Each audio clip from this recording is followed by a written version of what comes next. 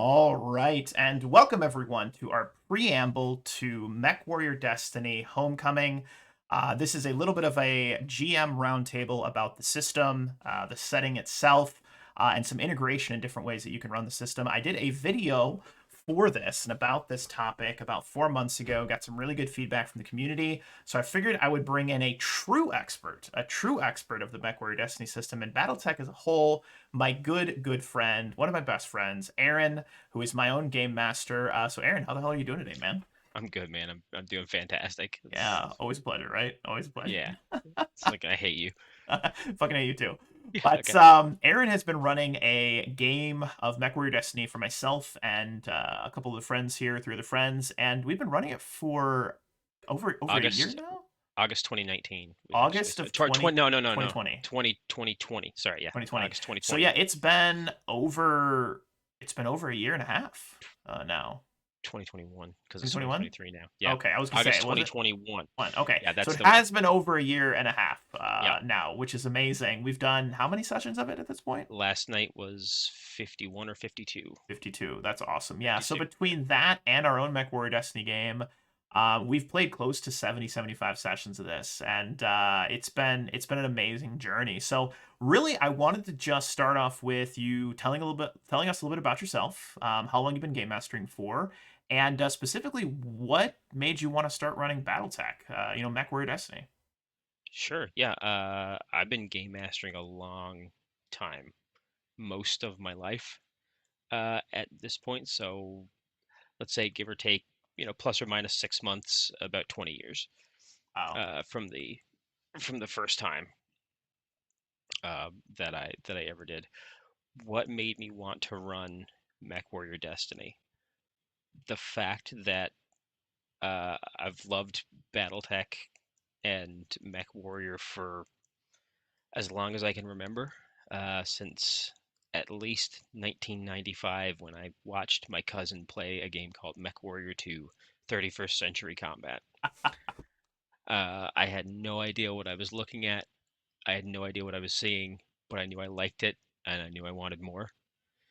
Um, and playing through then MechWarrior 2 Mercenaries, MechWarrior 3, then what I think are the two best games in the PC MechWarrior offerings. Hmm. MechWarrior 4 Vengeance, well, actually three best games. MechWarrior 4 Vengeance, MechWarrior 4 Mercenaries, MechWarrior 4 Black Knight. Brilliant. Um, and the thing that drew me to Destiny specifically was the fact that it was the first RPG offering, because the RPG has been in existence as long as BattleTech has. Hmm. But it's the first one that did not require, the BattleTech Wargame tabletop rules to have a mech combat or a vehicle combat. So could So it you had the tell me a little bit more about that, if you wouldn't mind, Aaron? Also, if you could turn up your input, the viewers are saying you're just a little quiet. oh, sure, Maybe one second. move it just a little closer to. I don't know if it's your microphone, but just a little Nah, closer. how's that? Much better. You There we sound go. much better to me. Perfect. Yeah, you're in the yellows now. Yeah, So, perfect. so you mentioned. So I talked a little bit about this last time I did this one, but you mentioned that this one doesn't require the BattleTech actual tabletop to Right. run. I know there is a BattleTech RPG. I've looked into it a little bit. Hmm. When you got me into MechWarrior Destiny. But so what's the benefit? What's the drawback? Like, just fill me in a little bit on that, if you wouldn't mind. Yeah. The what it boils down to, like in its most simplistic form, is with MechWarrior Destiny, you only have to learn one game and not two. Mm-hmm. Mm-hmm. So while the concept that drives the tabletop BattleTech and their version of the RPG, which is called BattleTech: A Time of War, Mm-hmm. currently, which is fantastic, by the way, for anybody that's interested in taking a look at it. Mm-hmm. But it required you to have both those books. The price point is not as easy on both the RPG and the rules. Of course, then if you want to expand your units, you need the supplements. If you want your different eras of play, you need those source books. Mm-hmm. You just need a lot to really make it go, if you want to truly integrate both the tabletop wargame experience and the really rich setting that is BattleTech outside of a cockpit or a vehicle, which is just full of political intrigue. You just need two completely different products to marry those two together. And Destiny, you don't need to do that. For the first time, it was combined in one. Mm-hmm. Um, in a I don't like to use the term stripped down because it makes it sound like there's something missing. Mm-hmm. It's not. It's Would you say rules like streamlined? streamlined. Absolutely, it's a much more narrative based than the actual hard tabletop RPG and the hard tabletop war game. Mm-hmm. Mm-hmm. Brilliant. So going in, I've actually got the book up here with us. Hmm. Anything in particular, that really stands out to you is like one of the best things about the system? I know you mentioned it's obviously pretty streamlined. Hmm. Character creation I went over last time seems pretty straightforward. It's very driven. Um, do you think it has any failings? I mean, I know you've talked a little bit about what you like. Like, do you think it has any failings as a system, like, or maybe things that that you've changed? Just kind of fill me in. Yeah. Um, I don't know if I would go so far as failings. I think it's more a question of style than anything else. So if you are completely fine with an experience that is entirely theater of the mind, Hmm. which is a way that I played RPGs like Dungeons and Dragons, Pathfinder for years and years, in just entirely theater of the mind and with some abstractions. Um, MechWarrior Destiny in its as written form is right up your alley. But for me, as soon as I started using maps and miniatures and things like that, it for me opened up an entire world of possibility when it comes to approaching things like encounters, planning ahead, coordinating tactics with you and your party, in a like a D&D or a Pathfinder sense. Yeah. In Mech Warrior, like coordinating fire with your lance mates Hmm. to bring down a particularly challenging opponent. It just doesn't do that well on its own, in my opinion, without some help Hmm. from you know whether it's a game master or resources on the internet. Because I know for our game, like obviously for the game that we run when we do our stream for MechWarrior Destiny, Salvage Destiny, now eventually Homecoming, we are using obviously Roll20. We're using a battle map, etc., which is Mhm. a. You had mentioned this to me, and if you could maybe elaborate a little bit. So the way that we do it, and what I'll do is I'll actually pull up for the viewers at home. I'm just going to pull up the MechWarrior Destiny page. I'm going to pop over to one of our maps so folks can see. So we use a hex grid. We've got miniatures that we pulled from MegaMech, which is Mhm. the MechWarrior BattleTech like software you can use. You can play games with it, etc. Yep. Um, so Mhm. Mhm. I've taken what you do in Tabletop Simulator. We're actually going to get into Tabletop Simulator a little bit later. But so what exactly are we using? Is this like just a custom version that you created, or how does this work? It was, I mean, it was really something that all of our entire group for our Friday game pitched in to help with. Hmm. It was very much like in the early going, like it was almost very much like throwing a bunch of stuff at the wall just to see what stuck, to see what felt good. Hmm. Trial and error, finding out what we didn't like. Um, and what we wanted was something that was a little closer to the sort of thematic and mechanic crunch of the war game without playing the actual war game, because again, like we didn't want to learn the rules for that. I didn't want to learn the rules for a proper BattleTech game, even though I love it. It's just a ton going on there, Hmm. for Hmm. anybody, especially with the optional add-ons. Hmm. So we decided that we would split the difference between the tabletop game and the MechWarrior Destiny, source book. Hmm. So Now, the MechWarrior Destiny source book for combat, my understanding, and obviously I've read through it, but I want to get your impression. It's all just supposed to be theater of the mind narrative, but yeah, they do give rules in there for movement speeds and stuff like that. So And then there's a version, I know at the bottom of the character sheet, there's something, it's like a simplified version of the BattleTech battle Yeah. game. On the third page of the MechWarrior Destiny character sheet Mm-hmm. is a very streamlined character card so that you can take your MechWarrior Destiny character and turn them into a BattleTech Total Warfare pilot BattleTech for Total Warfare. yeah, that's the version that's compatible to convert to MechWarrior Destiny Hmm. in terms of units and things. So it's the I guess it's the version of BattleTech par excellence right now. Okay. So Um, Total Warfare Alpha Strike, I believe is what they call it, right? Alpha Alpha Strike? Strike is the streamlined version of Total Warfare. So wait, Um, there's BattleTech, then there's Total BattleTech, Warfare, and then Alpha yeah. Strike? So right now there's BattleTech Total Warfare and BattleTech Alpha Strike. Okay. And Alpha Strike is and again, not simplified because it's easy to pick up and very difficult to master, but it's the streamlined version of Total Warfare. Okay. Got it. Total Warfare is for the real grognards that want to bust out the pencils and the papers and have like 50 sheets, Brilliant. Absolutely brilliant. Okay, which would be me if I played it. so So this it's does give you an opportunity where if you want to play you can integrate with MechWarrior Destiny, which really focuses on, if based on my understanding here and how we run it, this focuses on what happens outside of the cockpit. That's really what MechWarrior Destiny tries to do well. it it does the best job of that Mhm. by far, just because I feel like the the role play between adventures is a common ground that every game master has.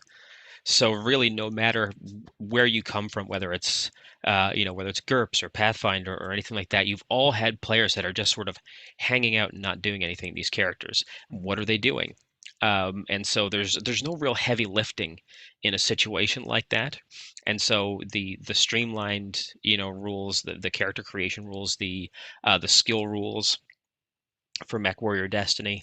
Um, they lend themselves well to that Mhm. because that sort of go with the flow style of interaction between characters is easy to direct with a system like Destiny. Yeah, Mhm. I think where it struggles to really find its feet is in mech scale combat Okay. with rules as written. Got it. That makes sense. Well, here's what I'd like to do, if it's all right. I'd Yeah, like to please. pull up the tabletop simulator, Yeah, which is what we absolutely. use. I went over, if you are interested, if you're watching this on the VOD and you're interested in a little bit more discussion of how I run it on Roll20, you can watch the previous video, which I'm going to link in the description down below. But you can watch the previous video, which really goes into detail about how I run it. And I have a link, I'll have a link to different macros you can download as well. I've had a bunch of people reach out to me about the macros that I use for like missile damage, critical hit, etc., things like that. And I'd be happy to share those with anybody. So I'll have those in the link in the description down below. But what I'm going to do now is I'm actually going to pull up Virtual Tabletop Simulator. Now, this is a software that you can buy through Steam. I believe you can buy it in a couple other places, but Steam is the way that I use it. And it's really, really nice. You can actually use it for any sort of tabletop game you want to play. If you want to play cards with your friends, you want to play poker, you want to play Dungeons and Dragons and have little minis on the field. If you want to play Gloomhaven, they have Gloomhaven mods. But Yeah. we Yeah. use this for BattleTech, and we actually use it for mech scale combat, where we're actually physically able to pick up. I've got my little mech right here that I can pick up, my little Black Knight. I've got my little Annihilator that I can pivot around for you. That's one of my favorite mechs. But really, if you could just give us a quick overview. I'm setting an overhead view of the table that you have set up, hmm and if you could just kind of walk us through how you set this up, just kind of start to give me just an overview here of what you do with this. Um, well, one of the things that I want to stress first is that Tabletop Simulator is not purpose-built to run RPGs. So unless you are interested in learning how to code your table, things like macros will not happen unless you find somebody has done the work for you on Workshop Mhm. and sort of shared it. So one thing that I have to say going in is that I find that Tabletop Simulator works best for games that are just not as complex as something like, say, a Pathfinder or a D&D 3.5 Mhm. or, second edition, things like that. Okay. MechWarrior Destiny, it fits great because there's no excessive calculation that you have to do with it. So that's why I Mhm. chose it specifically for this. Also, the models. I feel like for me, if I'm playing BattleTech, like I want to be able to play with the model. Yeah. Like I want to be able to pick it up and look at it and see it and move it. And obviously, being in a largely virtual world that we are now, we can have players from all over the world. So why not have a space that gives the players a sense of place, which is really what I wanted with it. In terms of how I sort of set it up, uh, it's it's pretty uniform, but as you can see, like the different players have sort of customized things to suit themselves to a certain degree. But there are things that are absolutely essential.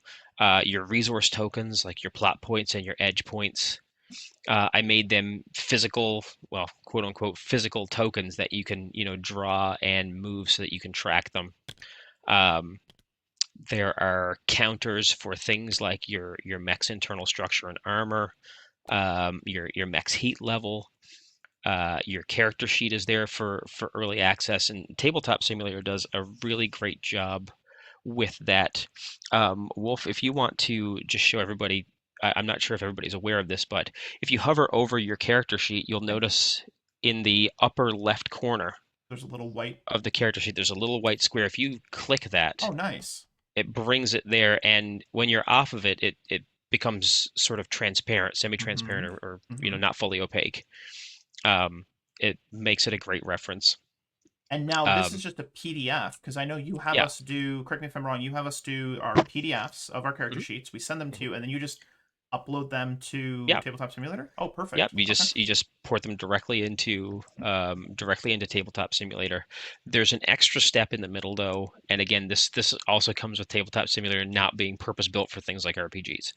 Um, form fillable PDFs won't translate properly without an extra step in the middle, and that is to print them as a PDF. So you basically flatten the image. Okay. So the empty fields aren't, don't just show up. It just doesn't capture the image of the empty fields, but the text that's in there too. So that's a Got little it. So extra step. It's you a little get the extra work. fillable, then you just print it as a PDF, so it's an image. Hmm. Got it. That makes sense. Good to know. And then just drop it right in there. Everybody's got unit cards. I make everybody a unit card for their mechs. Talk to me a little bit Um, about the unit cards. yeah, How do you make these? You mentioned that you have a software that you use. What is yeah. this software? How does it work?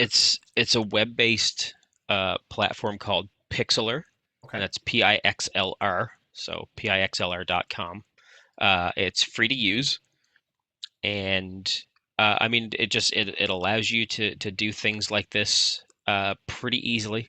And Wolf, I've given you actually my template just in case anybody wants to give it a try. My unit card template that has, you know, the mech name, the tonnage, the text fields are already set, the positionings are already set. All that's missing really is the information and the image of the And you unit that just you pull want to these put in there. images right out of the book or right out of I offline? just grab them right on Google. Just Perfect. search for it on Google, and you'll I get will a have that link in the description down below as well for y'all. and yeah, you just sort of drop them in there. It's it seems very daunting in the beginning for anybody using Tabletop Simulator for this. Eventually, for me, I just found one day it was almost like second nature.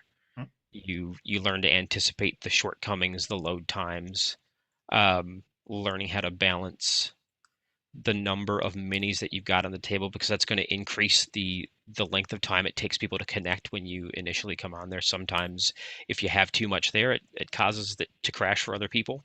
Does that So yeah, include if you have them in a like in a bag? Because I noticed that we nope. have the Gordon's Demons, we also have the Red Corsairs mechs. So if those are in a That's a way bag, to that get doesn't. around that. Yep. Gotcha. Okay. So you So can create bags and then create what icon or what mini represents those mhm, bags. yep. And you can create your own custom holders for your things. I thought, battle mechs would be nice for a mech company. Whatever's inside there isn't loaded automatically when the table loads, so it's Hmm. just loading the asset that the bag is. And that's a way to get around it, because if everything had to load that I have on this table, in bags, in containers, things like that, we'd be looking at upwards of probably 1,500 items. Wow. Okay. Gotcha. So Of course, that's over the it's course of a year and a half of us playing for that's sure. over. Yeah, and I save absolutely everything because um, one thing that you'll find with BattleTech specifically is that you will need to reuse certain assets like maps. Obviously, mechs are going to be seen multiple times. Like it's just the nature of the beast, so it's just better to save them. Absolutely. Absolutely. So walk me through, or walk us through, if you wouldn't mind, just setting up the table. Like we've talked a bit about the overview. Hmm. So you're preparing for a session. What are you doing? How does it work? How are we like importing stuff, etc. Like walk me through what you can share. Yeah.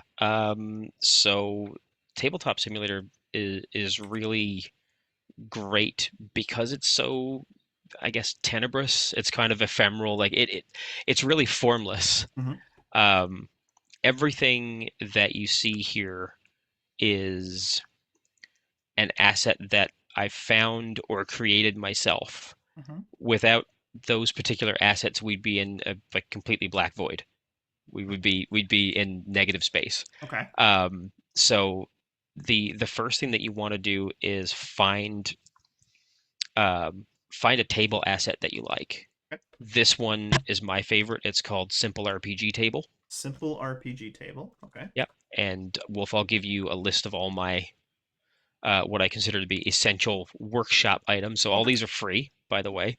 These are, Including the minis that we use as yeah, well. Oh absolutely. wow. Yeah. Okay. Great. So all the minis are, you know, free on the workshop. Very kind people, model them in things like Blender and then just put them up here for no remuneration just because they want people to be able to play and enjoy the game. So Excellent. also one of the reasons I like Tabletop Simulator is that sense of community among the creators. Hmm. Um, and just the fact that people want other people to be able to play these games. Hmm. Hmm. Um, so Simple RPG Table gives you, a large, you can see it's a pretty large surface area to work with. So you've got room for And that multiple includes all units. these little like character, like the player little tables, these little table Yep, things. these little Oh side wow. Okay. tables all come, and I leave them extended. There's actually a control on the DM section under the shroud Oh, that allows you can retract the upper drawers and the lower drawers if you have, seats that aren't being used. is your shroud right here? I see. Yeah, What if I can zoom in on it? Ooh, I'm behind the yeah, shroud. I can see everything. Wait. There's nothing here. that's right. There's nothing there. That's funny. You see what I want you to see. I see what you see. I see what you want. That's very true. That's very true. Excellent. So this is just a table, and then get all this. So you'll Yeah, send me the links, and I'll have those links in the description down below, so you yeah. guys can see it. What what would you say is like the biggest like so all of these assets you simply just load up with the Mhm. mods, with the workshop, and then they're accessible in game. You just have to add them to this particular table. Is that correct? So the Yeah, table correct. itself, you have to have the table up and running for us to be able to join. So unlike Roll Yeah, 20, where my players can log in at any time to work on their character sheets, etc., with this you do have to be hosting it, correct? yeah, yeah. Okay. It's similar to something like, say, Foundry Okay. in that regard, like the sort of vanilla Foundry where the GM has to be connected and hosting for people to be able to come in and do anything. Uh, but the good thing about something like MechWarrior Destiny is the only thing that you really need to worry about is your character sheet. Mm-hmm. And your character sheet, if it's stored locally, you can work on that at any time. And for us, for our games, obviously we have the Discord server where we keep a very detailed record of everything that we've done, um, up to up to the most recent session. So you have an accurate count of your XP Here you go. and Here's our. I just and dragged it over, and he does a little yeah. recap of all of our missions. Super nice. Let us know what happened. Mhm. Very straightforward. And so, I mean, like for most of my games as well, I do Discord for organization, note keeping, etc. And then we have our actual game where we play, but like you can see we've got 49 different missions. You've separated them Yeah, into the different years that we've been and playing in. and two of those missions are multi-parters, so that's why you're seeing 49 missions, but we've had 52 sessions. Mhm, mhm. You've got the notes on the inner sphere, etc. Just very, very, very handy. Very, very hmm handy. Yeah, and that's important for, well,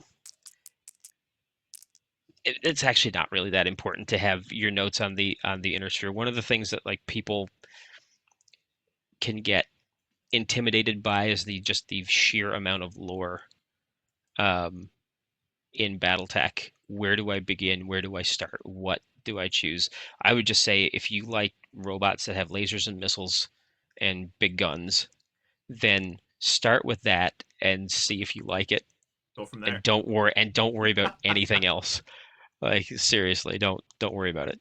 Brilliant, brilliant. So we've talked a little bit about you go to the workshop. You can just Yep. subscribe. I know you just subscribe to the different mods, which you said you'll send me a list. I'll have that hmm linked, and then Yep. they're accessible and you can import them in. I'd like to know from you, in Yeah. your opinion, Aaron, Please. what are some of the failings?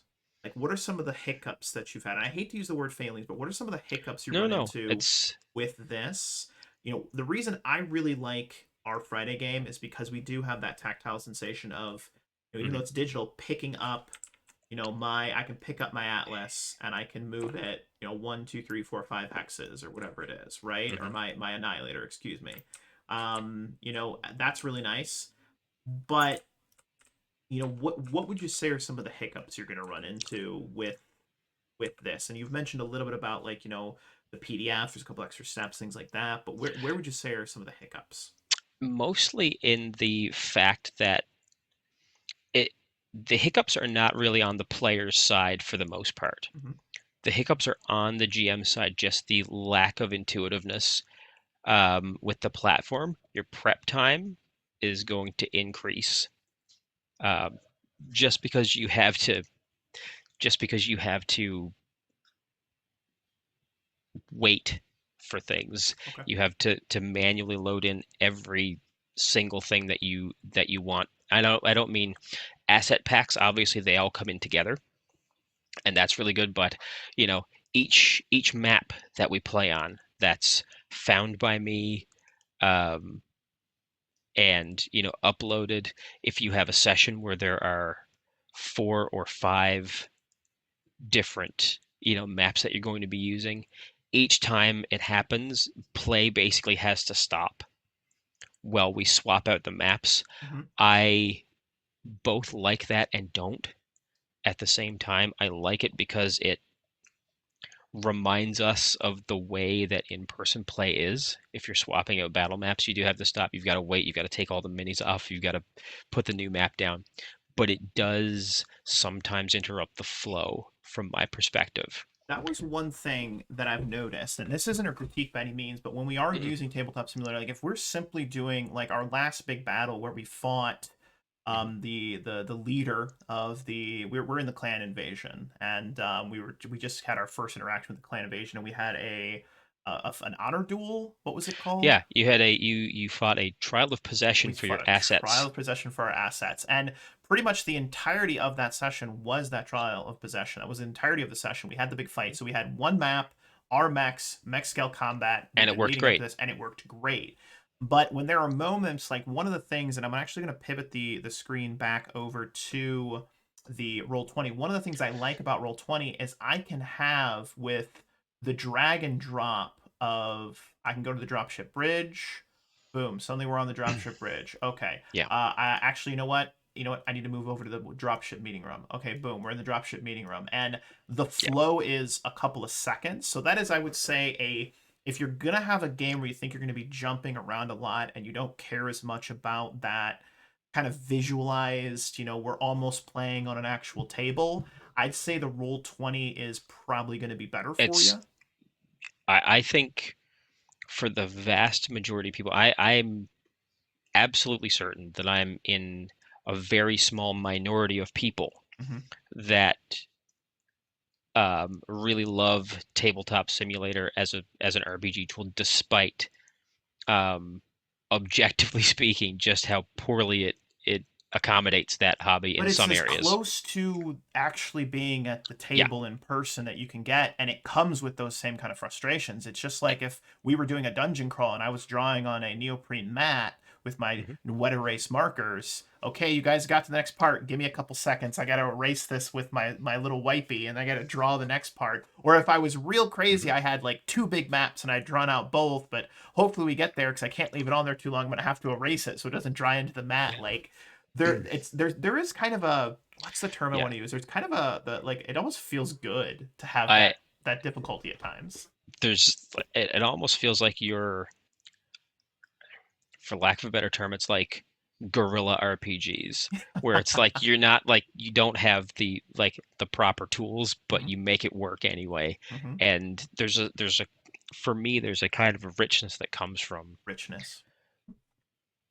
doing it this way, the extra steps. Like it for me it helped me to appreciate a little more what I was doing. And then, I mean, the big thing with Tabletop Simulator 2, if I may say, is I love that I get to pick up dice and actually roll. Hmm. There's something really fun about that. Is I get to pick up these dice, I roll, I hover over it, tells me it's a 10. I can see on the dice that it is a 10 as well, which is nice. It's nice to be able to do that, but obviously if we go back over to this, I've got skill checks. I can just put But in my skill bonus, it boom, tells it you, rolls yeah, right there. it tells you everything, and Yep. that's the thing. The tabletop simulator for MechWarrior Destiny works so well because the system itself is streamlined. Tabletop simulator is not streamlined. Roll 20 is a proven commodity. I mean, if you like it or not, it works. It does what it says it's going to do.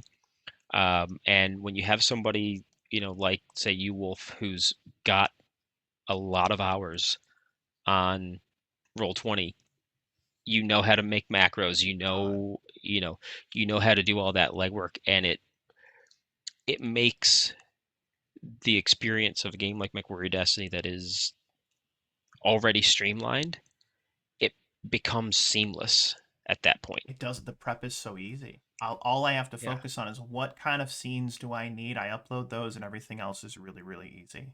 Really, really easy. Yes, that is indeed TNX, the start screen from the Expanse game. I reused it, I repurposed it, my Hmm. friend. I did repurpose it. That is correct. Yeah, I mean, I think that's really that gives us a good feel, and I really just wanted to get a feel for it. So, any Hmm. final thoughts, Aaron, about the system? I really just wanted to kind of do a quick follow up on what we like.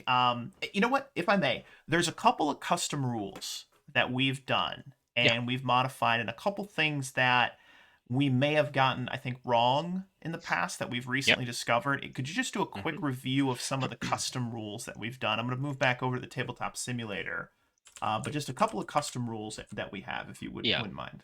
Um, the biggest custom rule I think that we use are our definitions of weapon ranges Hmm. and movement Okay.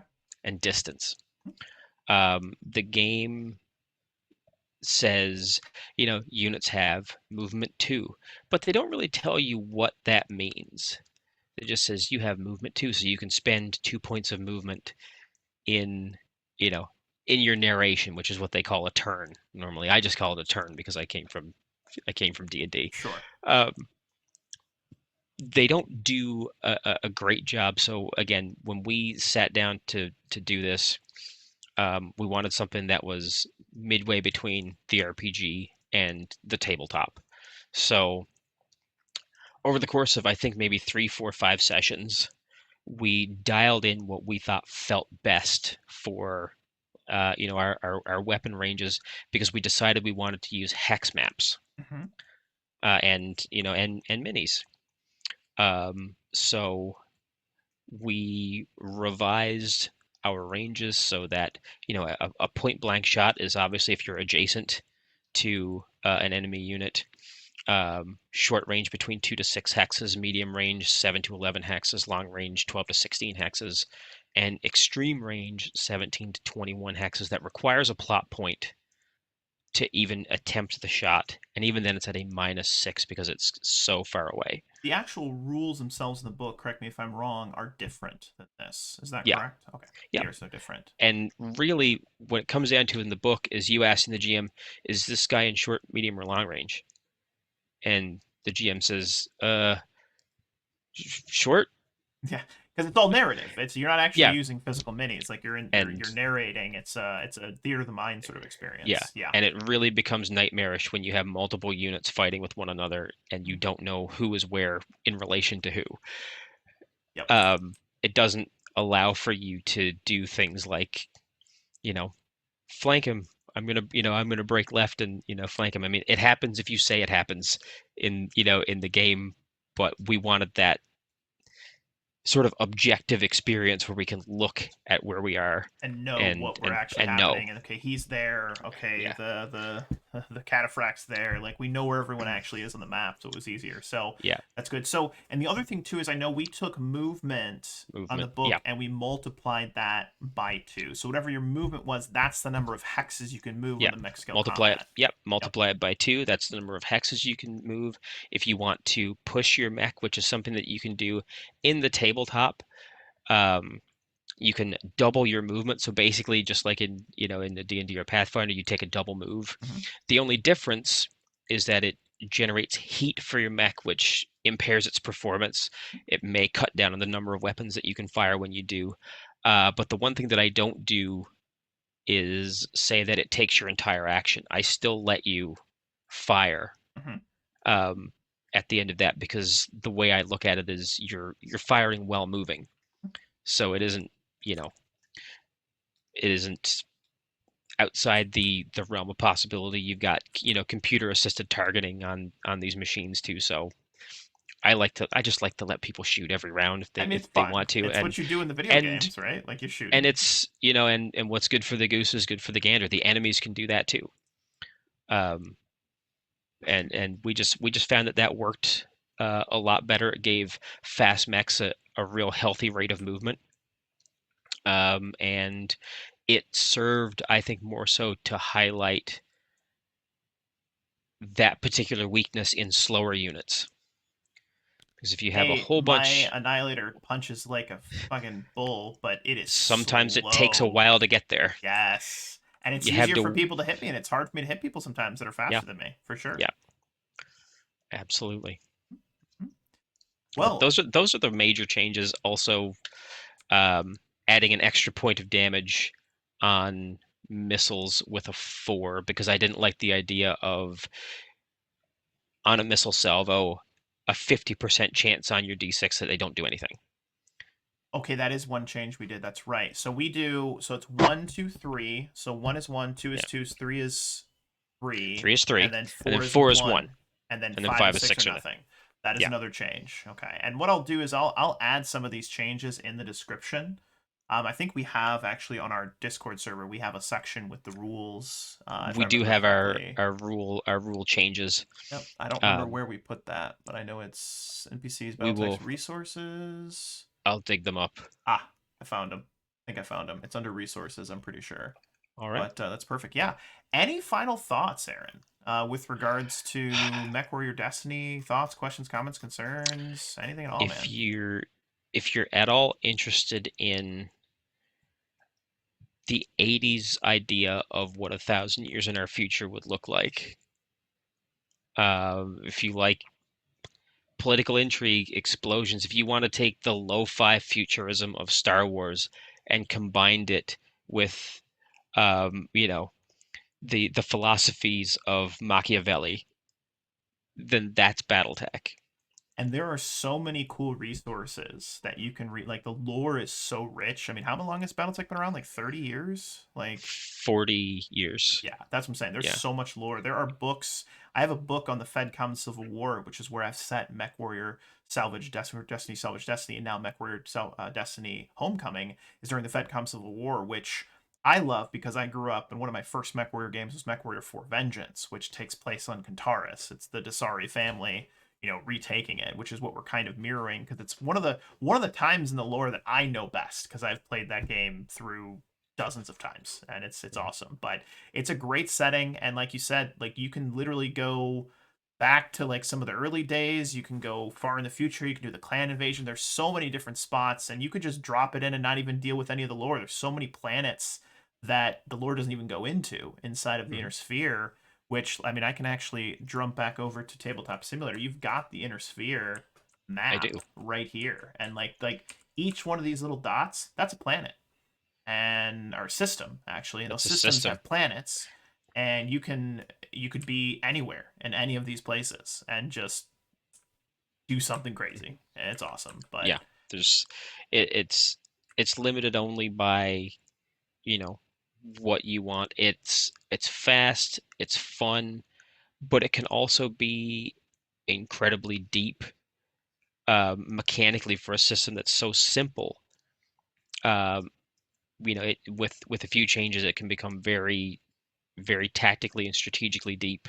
Mhm. Um, the RP is as deep as your players want it to be, which sometimes gets pretty deep too. Um, Emotional and breakdowns and all. yeah, nervous, emotional breakdowns, interpersonal conflicts, they all happen.